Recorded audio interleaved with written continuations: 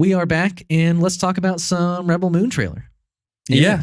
So that came out. That was kind of this week news. Actually, that was very much this week news. Mm-hmm. Yeah. So that was something. This movie, I don't think I was very hyped at all because it felt very much like, at least the pictures I had seen, it felt like a Star Wars ripoff where you just kind of had some basic Rebel plot, and I was like, I've seen a lot of Zack Snyder movies. I'm okay if I don't see this one. Because that's not like I saw Army of the Dead or anything. I was like, whatever. I did. You did? Yeah. But yeah, I was very impressed by this trailer. Hold on. Uh-huh. What do you mean? I've seen a lot of Zack Snyder movies. I know what they look like in general. You know, I don't need to see this one. If this was genuinely, if this was a Star Wars ripoff that didn't look that good, I'd be like, all right, I can pass. But now that I've seen the trailer, would you say that most Zack Snyder movies you've seen, you like? Watchmen. I would say yes. Most I like, but there are a couple that I don't think are good. Yeah. So I mean, and I've heard Army of the Dead wasn't very good. I got some good things. I felt like this might go that course, but I like I was gonna say on this trailer, I think it looks very good. I'm very excited about this movie. Happy I have Netflix again so I can watch this. But yeah, so some details here. Yeah, this is kind of being broken up into two movies, or at least it's being announced that there's two movies. One is The Child of Fire or something like that. I didn't write that one down. I didn't write that one down. Oh. But the chapter 2 is called The Scargiver, which I think is this character's name. The child / princess that we follow. So yeah, that there's another child at the heart of this that's supposed to stop a war. So there's that. Yeah. I really loved all the like the differences in environments. There were so many like farmland with grain, and then you had like high-tech societies and like high societies with these like really weird cultural funerals, and there was just is that so not the much. same as what Star Wars is when you have the farming planet of Tatooine?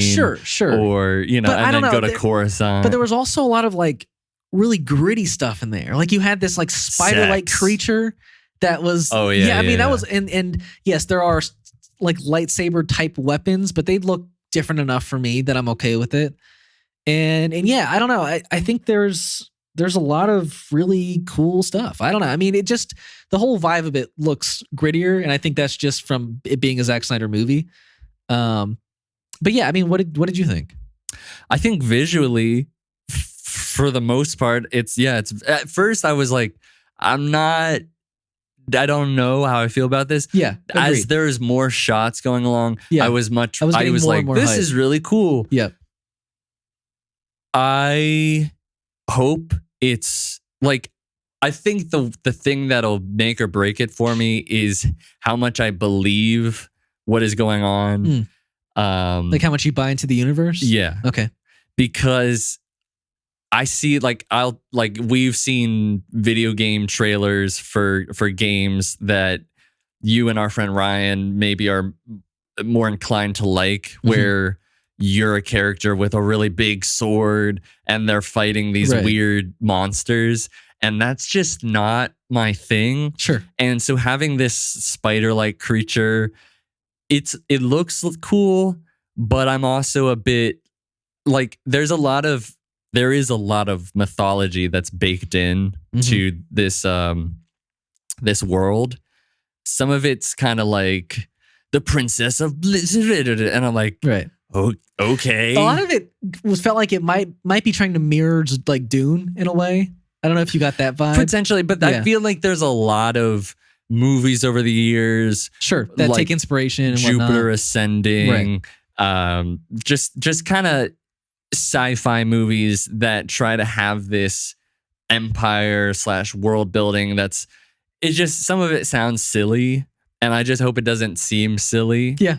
I'm really eager to, and I think I'm interested because I'm a Zack Snyder fan, and I'm interested because you're seeing somebody who has a vision there's I don't think it's a monetary, you could see it as a monetary thing, but I don't see it as a monetary angle to have like this 2-part. I think there's somebody who wants to tell a story. Yeah, and I support anybody who's passionate enough. Like, this has been something that he's wanted to make.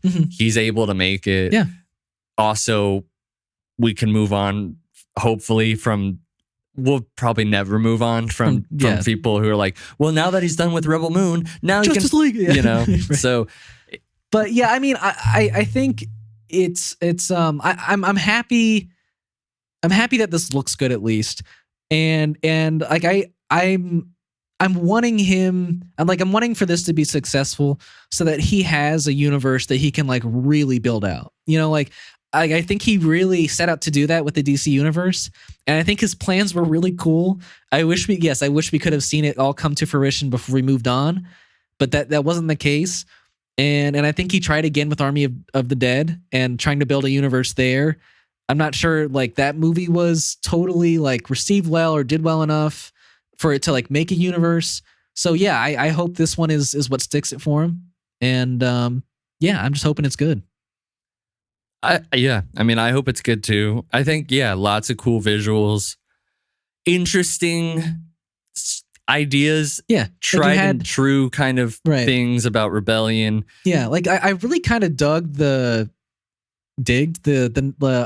like the villain kind of uniforms, because they were very much like mirroring like a Nazi type like uniform.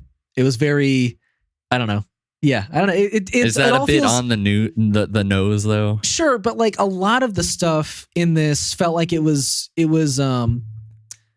like pulling from the real world. Like you even had like a guy in like a suit, not a suit, but you know, like a dress shirt and a tie at one point. And I was like, okay, I mean, you would have never seen that in Star Wars, like somebody in a tie, you know? So I think it's cool that we're getting like a different kind of inspiration and a visual style and a different kind of vibe than Star Wars would have ever been. So yeah, I'm interested. Yeah.